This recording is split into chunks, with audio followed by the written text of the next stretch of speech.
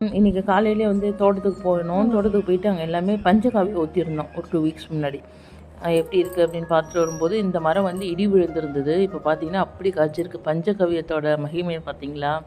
15 நாளைக்கு முன்னாடி ஊற்றுனதுல இவ்வளோ காய்ச்சிருச்சான்னு நினைக்காதீங்க. ஏன்னா அதுக்கு முன்னாடி 4-5 தடவை ஊற்றிருக்கோம். அதோட எஃபெக்ட் தான் இது. அதுக்கு முன்னாடி நானே ரெடி பண்ணுவேன். ஆனால் இந்த வாட்டி வந்து மாடு இல்லை, அதனால் நான் ரெடி பண்ணலை. அதனால் வாங்கி தான் ஊற்ற வேண்டிய சூழல் ஆகிடுச்சு. வெந்தயம் தேய்ச்சி குளிச்சுட்டு ஒரு ஃபங்க்ஷன் போகலாம் அப்படின்ட்டு கிளம்புறதுக்குள்ளேயே வந்து அந்த பழைய இரும்பு வாங்குவாங்கள்ல, அவங்க வந்திருந்தாங்க. ரொம்ப நாளாக நம்மளோட வாஷிங் மிஷின் வந்து நம்ம யூஸ் பண்ணாமே வச்சுருக்கோம். கிட்டத்தட்ட 14 வருஷம் ஆச்சு. அம்மா வீட்டில் வந்து சீதனமாக வந்த வாஷிங் மிஷின் தான் இது. அது எலி கடிச்சு அதை ரிப்பேர் பண்ணி அதுக்கே சரியாக போகுதுன்னு அது வந்து போட்டுட்டோம். முஸ்லீம் அண்ணா ஒருத்தவங்க நம்ம ஃப்ரூட்ஸ் ரெகுலராக வாங்குவோம், வாமா வீடு வந்து குடி போகிறோம் அப்படின்னு சொல்லி கூப்பிட்ருந்தாங்க. ஃபோன் பண்ணிக்கிட்டே இருந்தாங்கன்னு போனோம். என்னன்னா இதில் பயங்கரமாக கவனித்தாங்க. பார்சலுமே கட்டி கொடுத்தாங்கன்னா எங்கள் வீட்டுக்கார் வந்து நான்வெஜ்ஜே சாப்பிடாதவர், அவரை தான் விழுந்து விழுந்து கவனித்தாங்க. ஒரு வழியாக சாப்பிட்டுட்டு அங்கேருந்துமே கிளம்பிட்டோம். அங்கேருந்து நாங்கள் வேறு ஃபங்க்ஷன் போகிறதால பிரியாணி வந்து அண்ணன்ட்ட கொடுத்துட்டு கிளம்பிட்டோம்.